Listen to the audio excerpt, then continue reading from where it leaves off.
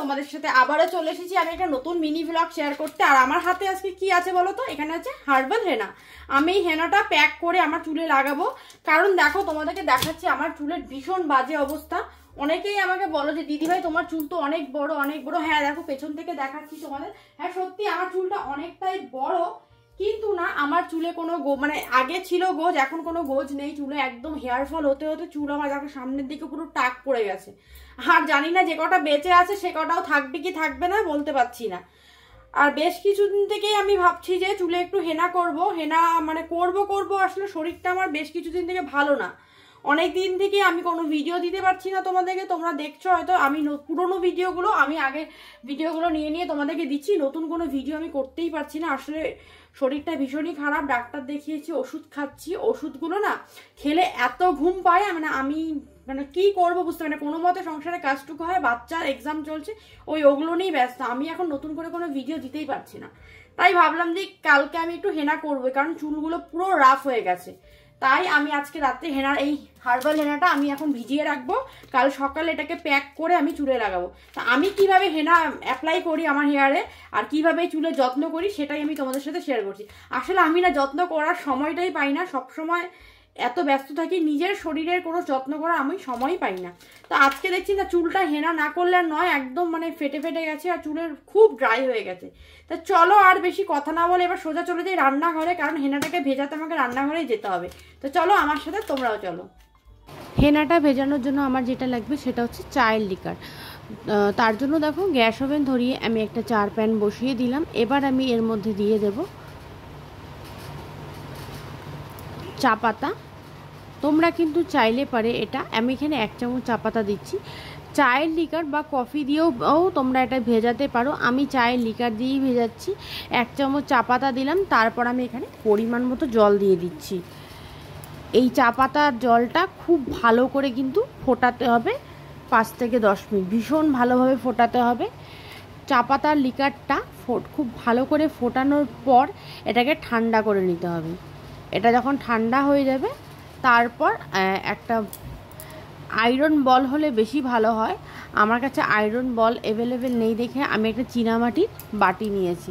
এর মধ্যেই আমি আমার পরিমাণ মতো হেনার পাউডারটা নিচ্ছি। আমার চুলে পুরো প্যাকেটটা লাগবে না, অর্ধেকের আবার একটু বেশি লাগবে, অর্ধেকটা দিলেও কম হয়, তাই পুরো প্যাকেটটার থেকে আমি অর্ধেকের একটু বেশি দিয়েছি, বাদ বাকিটা রেখে দিলাম। পরের বার যখন করব এটার সাথে আর কিছুটা দিলে আমার হয়ে যাবে।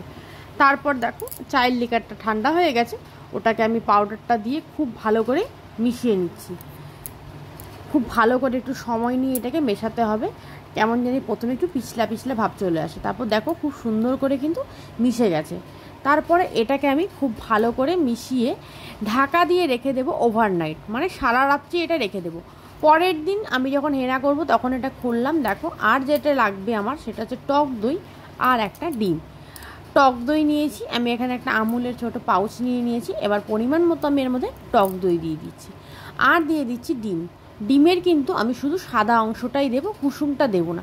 কুসুমটা দিতে পারো তোমরা, কিন্তু কুসুমটা দিলে না চুলের মধ্যে একটা আষ্টে গন্ধ হয়ে যায়, যেটা না 4-5 দিন শ্যাম্পু করার পরেও যায় না।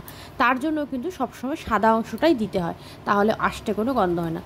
সব কিছু দিয়েও আমি আরও 30 মিনিট রেখে দিয়েছিলাম।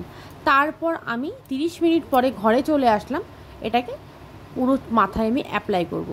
তো নাইটিটা যেহেতু নষ্ট হয়ে যাবে লাগলে পরে হেনাটা, তার জন্য আমি দেখো তোমাদের দাদার একটা ওয়েস্ট্রেজ গেঞ্জি যেটা পরে নাও, সেই গেঞ্জিটা আমি পরে নিলাম। তারপর হাতটা হ্যান্ড গ্লাভস পরে নিলাম, কারণ প্রথমবার আমি হ্যান্ড গ্লাভস ছাড়া দিয়েছিলাম, আমার হাতে পুরো কালার হয়ে গিয়েছিল আর 2-3 দিন লেগেছে কালারগুলো যাওয়ার জন্য, তাই কিন্তু প্রথমে আমি হ্যান্ড গ্লাভস পরে নিচ্ছি।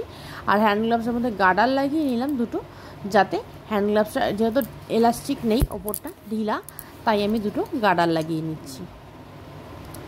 এইবার পুরো মাথাতে ভালো করে আমি হেনাটা অ্যাপ্লাই করব। আসলে হেনা যদি কেউ করে দেয় তাহলে খুব ভালো হয়।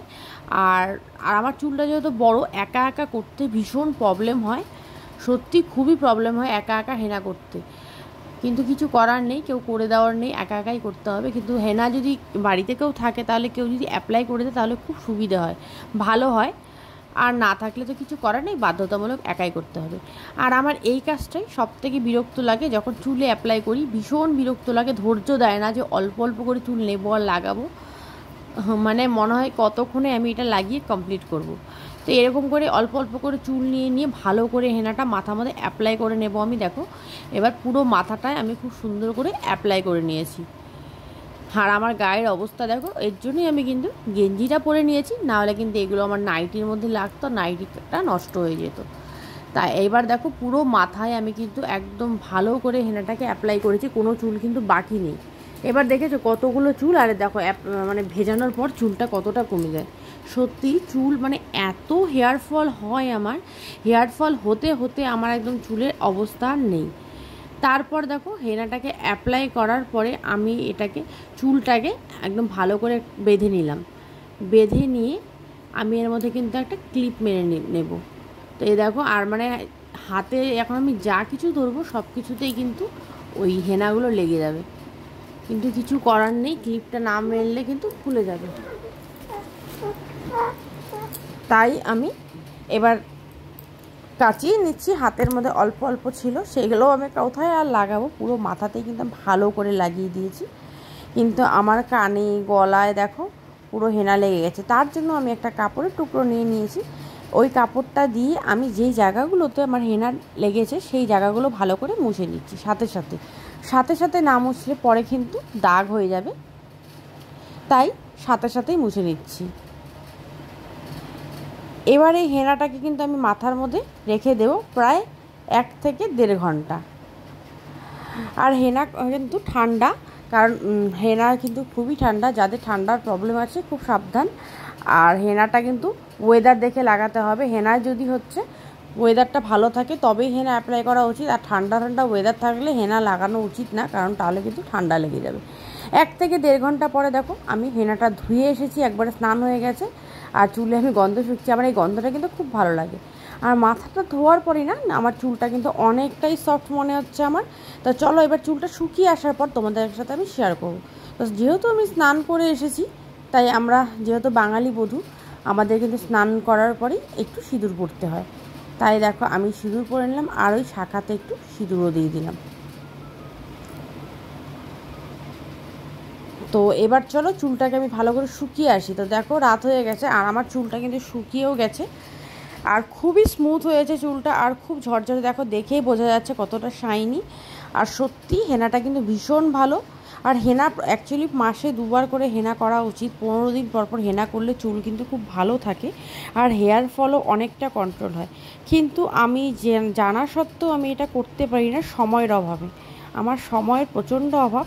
তা আজকে বহুদিন পর আমি মানে পুরো শীত চলে গেছে, আমি কিন্তু হেনা করিনি। সেই গত বছর হেনাটা কিনেছিলাম, আর এই বছর মানে গরমে করলাম, পুরো শীতে আর করে। তো চলো এই ছিল আমার মিনি ব্লগ, ভালো লাগলে অবশ্যই লাইক করে, দেখা হবে নেক্সট ব্লগে, টাটা।